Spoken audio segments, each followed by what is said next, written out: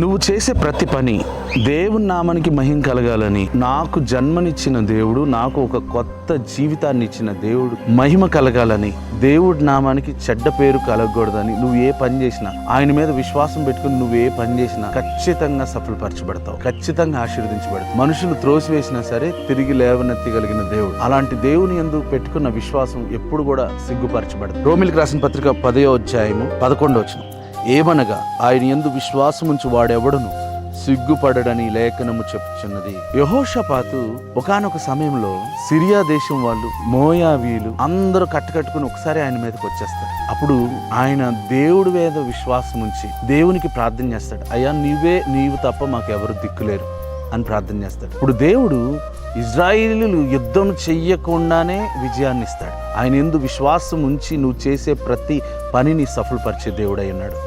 నిన్ను ధన్యుడిగా మారుస్తాడు, నిన్ను సిగ్గుపడనివ్వడు. ఈరోజు అవమానపరచబడ్డావని, ఈరోజు సిగ్గుపడ్డావని భయపడకు. దేవుడు నిన్ను తిరిగి లేవనెత్తుటకు సమర్థుడై ఉన్నాడు. ఆయన యందు విశ్వాసం కలిగి మీ అందరూ ఆశీర్వదించబడాలని కోరుకున్నాను. God bless you.